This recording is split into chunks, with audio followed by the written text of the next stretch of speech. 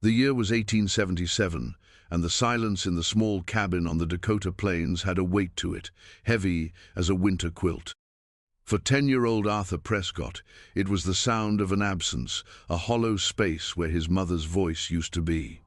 His father, Garrett, moved through their days with a grim, wordless efficiency that seemed to carve the quiet even deeper into the rough-hewn timbers of their home.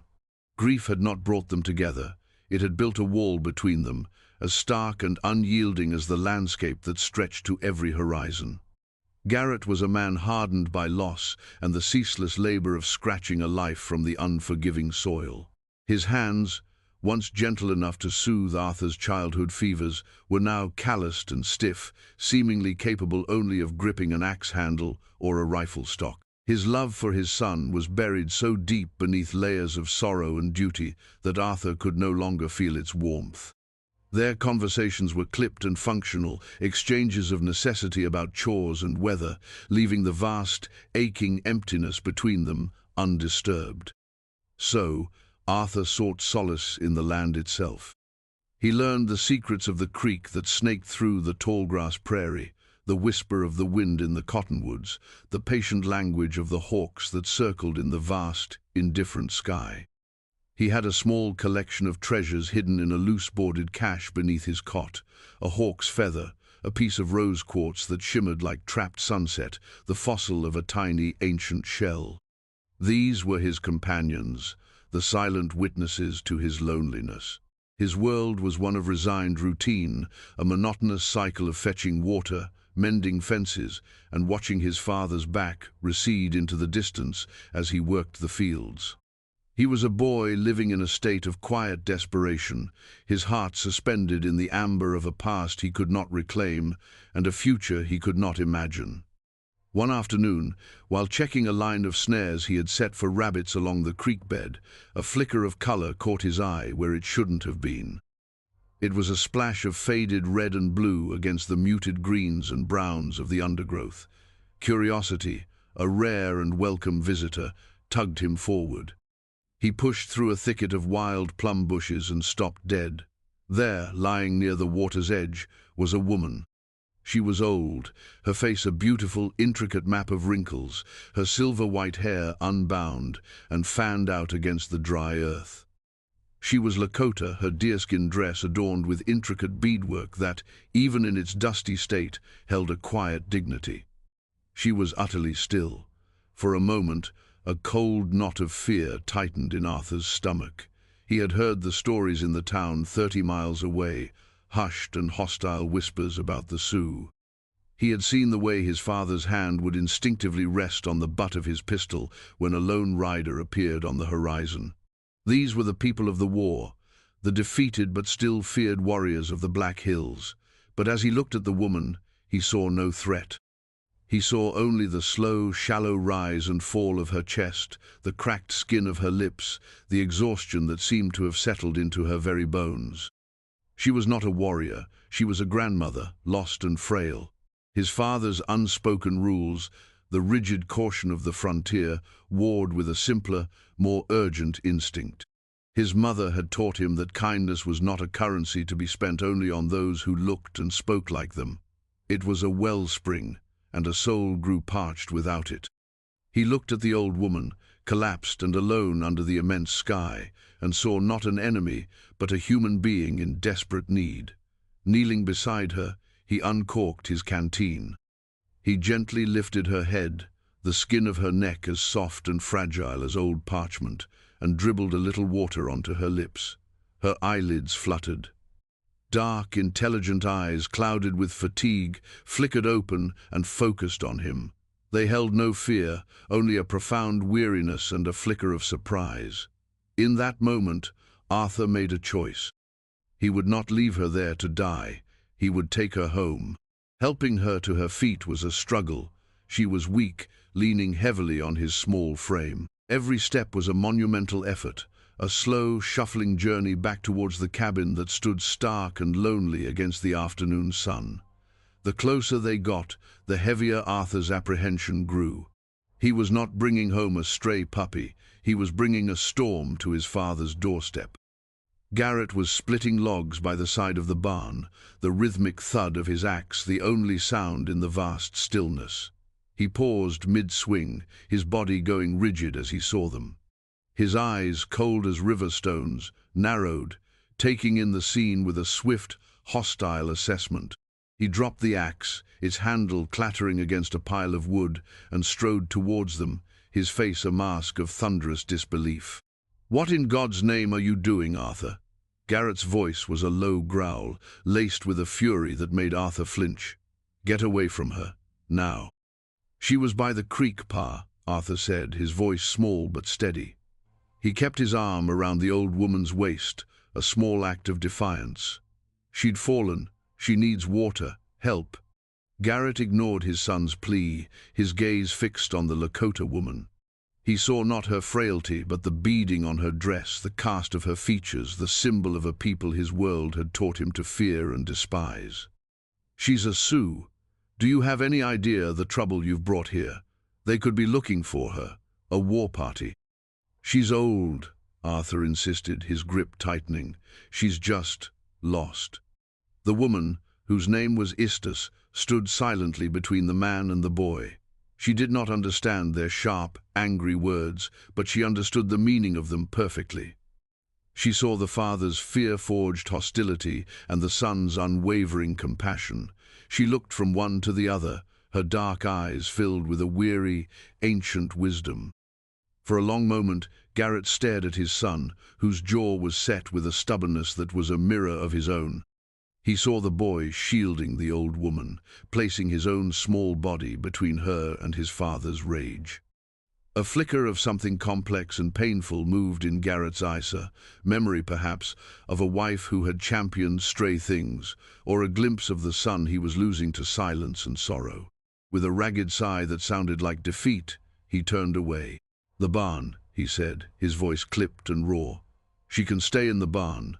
But she's gone by morning, you understand me? Gone." It wasn't an act of mercy, but a concession, a reluctant truce. Arthur led Istas into the dim, dusty air of the barn, the scent of hay and old leather thick around them.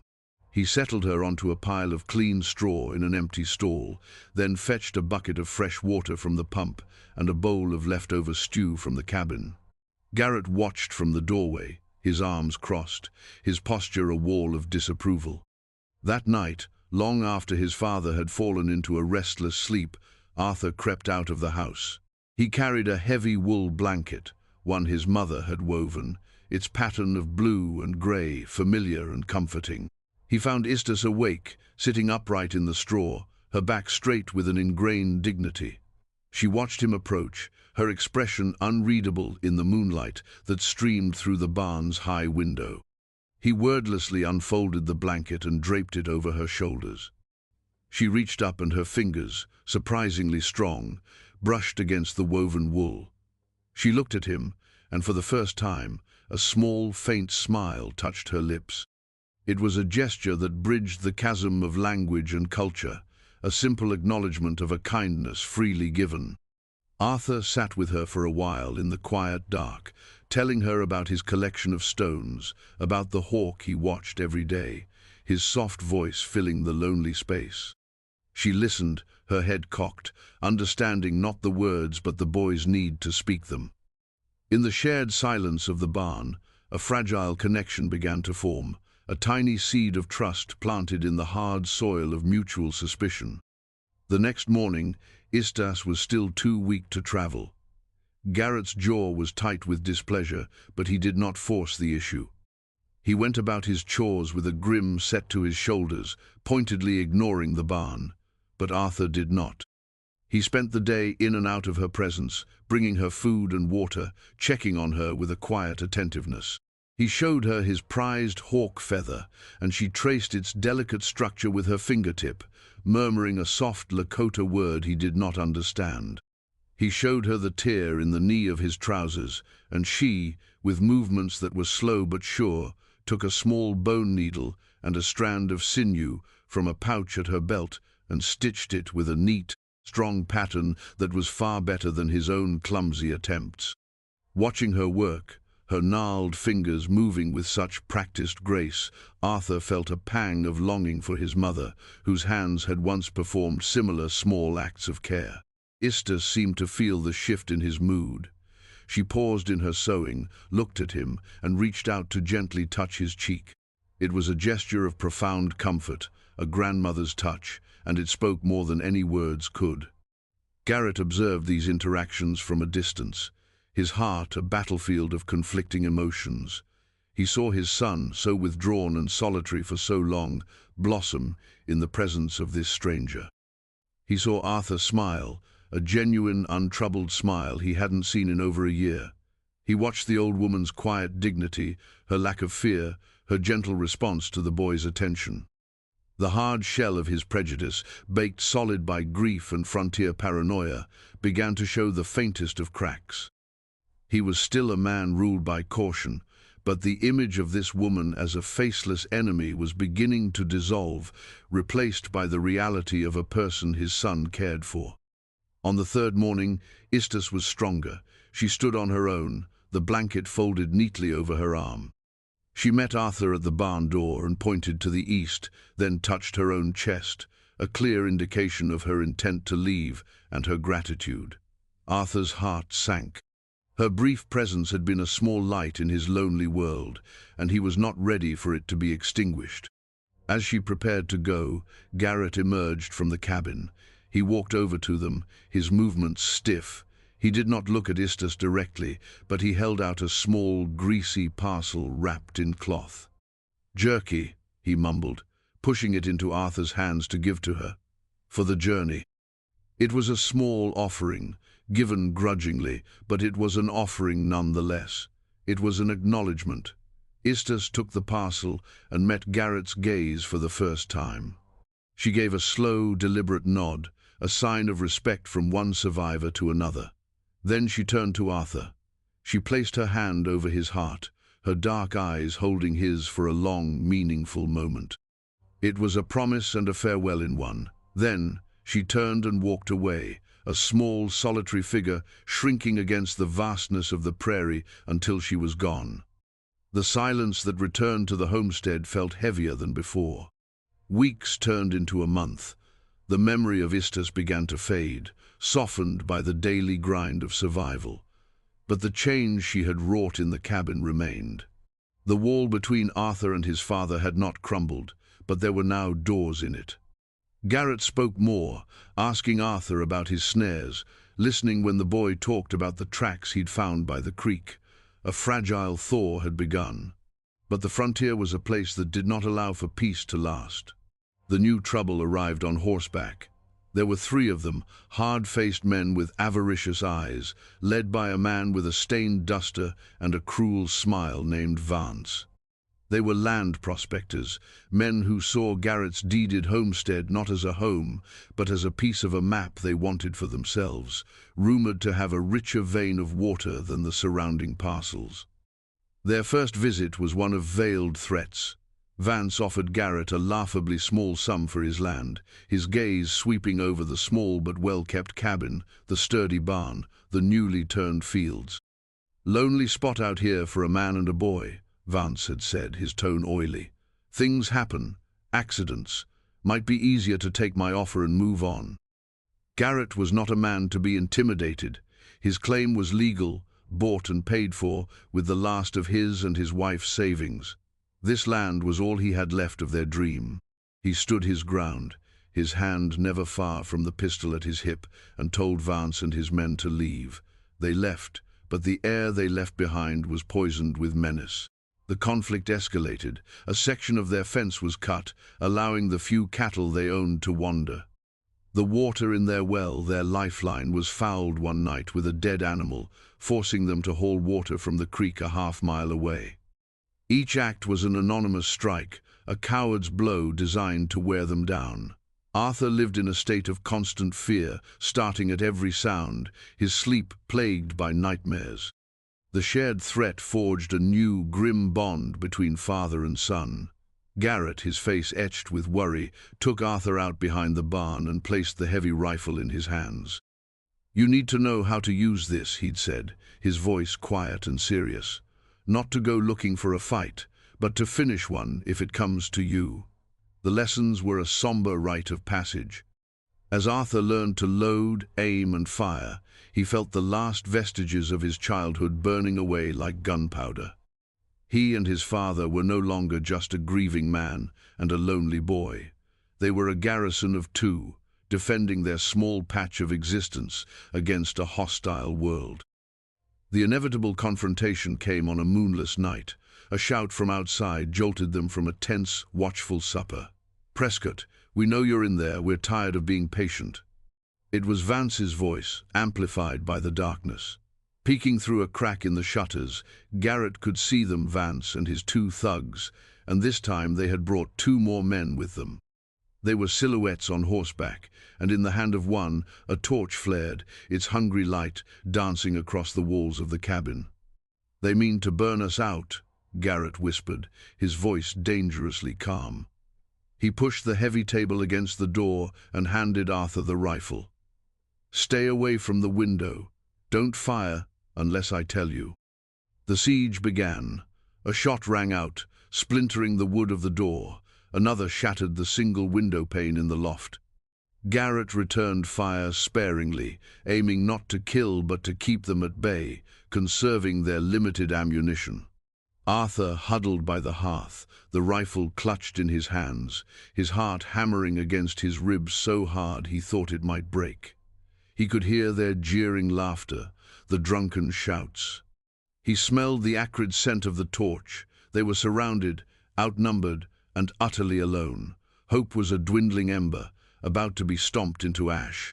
Just as Vance's men began to advance on the cabin, the torch held high to set the dry timber of the porch ablaze, a new sound cut through the night. It was a sound that did not belong to the prairie crickets or the wind. It started as a low, deep thrumming, a vibration felt more than heard, and it grew steadily into a powerful rhythmic chant that seemed to rise from the earth itself. It was the sound of war drums, and human voices joined in a song of power. Vance and his men froze, their drunken bravado evaporating in an instant. They turned, peering into the impenetrable darkness beyond the small circle of their torchlight. On the low ridge that overlooked the homestead, silhouettes began to appear. First one, then 5, then 20, then more. A line of mounted warriors, their forms stark and imposing against the star-dusted sky. They were armed for battle, their lances and feathered war bonnets creating a terrifying and magnificent spectacle. A panicked cry went up from one of Vance's men. "It's the Sioux, dog soldiers." The name itself was enough to strike ice-cold fear into their hearts.